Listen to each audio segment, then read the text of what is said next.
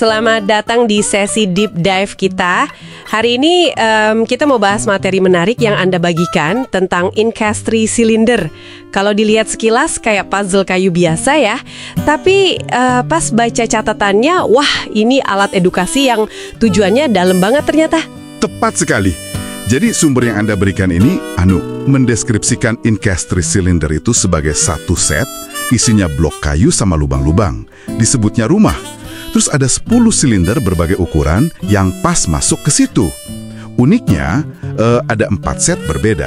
4 set ya? Iya, dan masing-masing set itu dirancang buat fokus melatih diskriminasi visual dimensi tertentu. Oh, oke. Dan di catatan Anda ini detail banget ya. Keempat set itu dibedain berdasarkan set 1 itu besar dan kecil. Betul. Set 2 tinggi dan pendek.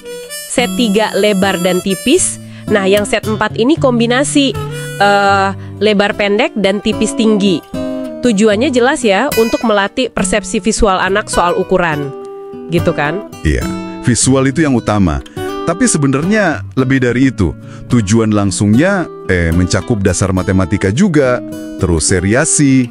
Seriasi? Oh, mengurutkan itu ya? Betul, mengurutkan berdasarkan gradasi ukuran. Dan juga mengasah kepekaan indera penglihatan sama perabaan. Malah di materi ini disebut juga ada tujuan tidak langsungnya. Oh ya, apa itu? Seperti persiapan membaca dan menulis, terus koordinasi motorik halus, dan ini dirancang untuk anak mulai usia 2,5 tahun. 2,5 tahun ya, oke. Menarik nih, mari kita bongkar lebih dalam kalau gitu. Ada satu konsep kunci nih yang kayaknya penting banget di catatan Anda, pengendali kesalahan. Iya. Maksudnya itu tiap silinder cuma bisa pas di satu lubang aja ya, jadi nggak mungkin salah pasang gitu. Benar sekali. Jadi, desain fisiknya itu sendiri yang jadi semacam kontrolnya. Anak bisa coba-coba, kalau salah ya nggak masuk. Mereka jadi belajar sendiri, mengoreksi diri sendiri, nggak perlu terus-terusan dikasih tahu orang dewasa. Wah, ini cerdas ya desainnya. Jadi proses belajarnya mandiri. Ini prinsip yang kuat sih. Betul. Dan dokumen ini juga rinci banget soal cara penyajiannya. Ada 4 variasi utama untuk tiap set. Masing-masing variasinya ini dirancang buat melatih aspek sensorik atau kognitif yang beda-beda. Oke, apa aja tuh variasinya? Yang pertama, yang paling dasar, itu meraba dan menyusun. Meraba dan menyusun, berarti fokusnya di sentuhan ya? Iya, banget. Anak diajak merasakan bentuk silindernya, terus lubangnya juga. Baru coba masukin. Proses merabanya ini ditekankan sekali. Masuk akal. Jadi pengalaman sensorik dulu, terus apa lagi? Nah, dari situ, materi Anda menunjukkan gimana ini dihubungkan ke bahasa. Pakai metode 3 period lesson. Oh, 3 period lesson. Itu yang metode klasiknya Montessori kan ya? Betul. Pengajarnya di sini disebut directress ya. Perannya lebih kayak fasilitator. Dia ngenalin kosakata, misalnya ini besar, ini kecil. Terus minta anak nunjuk, mana yang kecil gitu. Terakhir, nanya buat konfirmasi, ini yang mana? Oke. Jadi dari raba, terus ke bahasa. Canggih juga ya alurnya. Habis itu? Variasi ketiga, menurut catatan ini, menggunakan kartu. Jadi mencocokkan silinder yang 3 dimensi ini sama gambar di kartu. Oh, menjembatani ke representasi 2 dimensi ya? Iya. Dan yang terakhir, ini yang paling menantang kayaknya, menggunakan penutup mata. Wah, ditutup matanya. Iya. Biar anak benar-benar mengandalkan indera peraba untuk membedakan dan menempatkan silinder. Ini mengasah diskriminasi taktil banget. Menarik.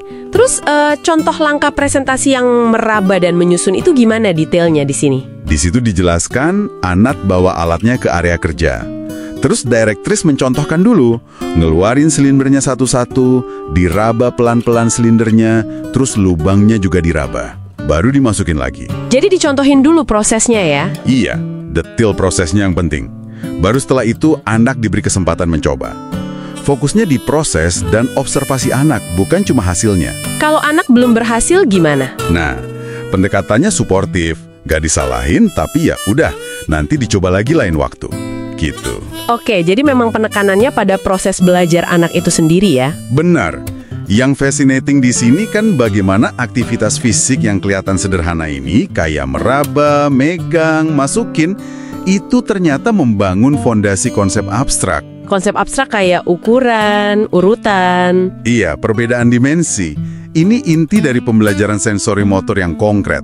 Tangannya jadi alat buat mikir, gitu. Peran directory sebagai pemandu, yang nggak banyak interupsi proses penemuan anak, itu juga kunci di filosofi ini. Jadi jelas ya, incastri cylinder ini bukan sekedar mainan pasang-pasangan biasa, ini alat presisi banget, dirancang buat mengasah persepsi sensorik, sekaligus bangun fondasi matematika dan bahasa, plus ada filosofi kuat soal belajar mandiri lewat kontrol kesalahan.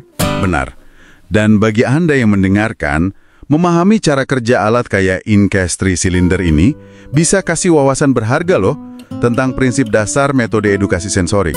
Contohnya Montessori. Bagaimana pengalaman konkret, manipulasi objek bisa jadi jembatan ke pemahaman abstrak. Betul juga. Ini relevan nggak cuma buat anak usia dini, tapi sebenarnya juga cara kita semua, orang dewasa pun, sering belajar hal baru, dari konkret ke abstrak. Itu poin yang menarik banget. Sebagai penutup nih, mungkin deep dive kita kali ini bisa memunculkan pertanyaan buat Anda renungkan lebih jauh.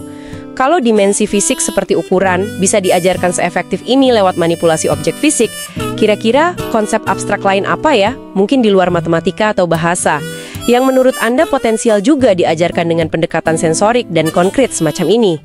Sesuatu untuk dipikirkan ya. Sampai jumpa di deep dive berikutnya.